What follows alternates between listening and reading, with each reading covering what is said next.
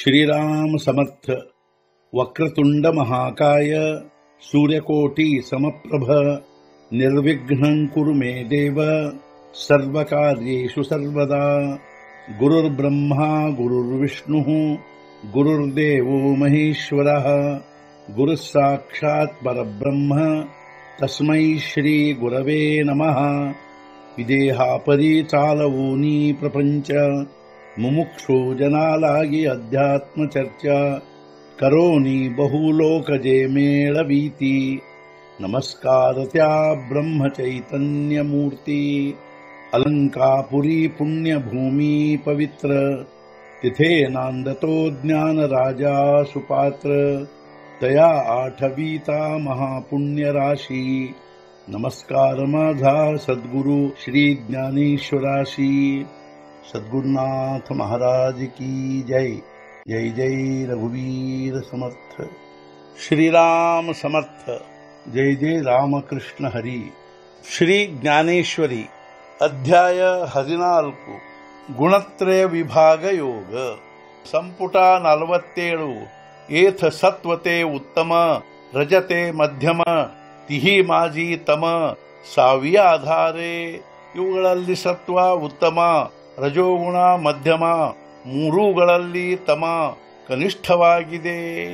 ಈ ಮೂರು ಗುಣಗಳಲ್ಲಿ ಸತ್ವಗುಣವು ಉತ್ತಮವಾಗಿರುತ್ತದೆ, ರಜೋಗುಣವು ಮಧ್ಯಮವಾಗಿರುತ್ತದೆ ಹಾಗೂ ಮೂರೂ ಗುಣಗಳಲ್ಲಿ ತಮೋಗುಣವು ಕನಿಷ್ಠವಾಗಿರುತ್ತದೆ. ಹೇ ಏಕೇಚಿ ವೃತ್ತೀತಾ ಠಾಯಿ ತ್ರಿಗುಣತ್ವಾವಡೆ ಪಾಹಿ ವಯಸಾತ್ರಯ ದೇಹಿ ಏಕೀ ಜೇವಿ. ಒಂದೇ ಮನೋವೃತ್ತಿಯಲ್ಲಿ ತ್ರಿಗುಣವೆಲ್ಲ ಇರುವ ವಲ್ಲಿ ಬಾಲ್ಯ ತಾರುಣ್ಯ ವಾರ್ಧಕ್ಯ ಒಂದೇ ದೇಹದಲ್ಲಿ ಇರುವಂತೆ. ಯಾವ ರೀತಿಯಾಗಿ ಒಂದೇ ದೇಹದಲ್ಲಿ ಬಾಲ್ಯ ತಾರುಣ್ಯ ವಾರ್ಧಕ್ಯಗಳು ಇರುವವೋ ಅದರಂತೆ ಒಂದೇ ಮನೋವೃತ್ತಿಯಲ್ಲಿ ಮೂರು ಗುಣಗಳು ವ್ಯಕ್ತವಾಗುತ್ತವೆ. ಕಾಮೀನ ಲೇನಿ ಕೀಡೆ ಜವ ಜವ ತೂಕ ವಾಢೆ ತವ ತವ ಸೋನೆ ಹೀನ ಪಡೆ ಪಾಚಿಕಾ ಕಸಿ.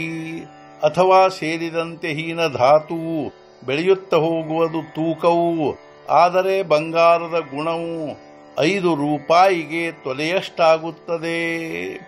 ಒಂದು ಬಂಗಾರದ ಗಟ್ಟಿಯಲ್ಲಿ ಯಾವ ಪ್ರಮಾಣದಲ್ಲಿ ಹೀನಧಾತು ಅಂದರೆ ತಾಮ್ರ ಹಿತ್ತಾಳೆ ಮುಂತಾದದ್ದು ಸೇರುತ್ತ ಹೋಗುತ್ತದೆಯೋ ಅದರಂತೆ ಅದರ ತೂಕವು ಹೆಚ್ಚಾಗುತ್ತಾ ಹೋಗುತ್ತದೆ. ಆದರೆ ಆ ಬಂಗಾರದ ಗುಣವು 5 ರೂಪಾಯಿಗೆ ತೊಲೆಯಷ್ಟು ಆಗುತ್ತದೆ, ಅರ್ಥಾತ್ ಬಹಳ ಕಡಿಮೆ ಆಗುತ್ತದೆ. सद्गुरुनाथ महाराज की जय। जय जय रघुवीर समर्थ। श्री पंढरीनाथ महाराज की जय। जय जय रघुवीर समर्थ।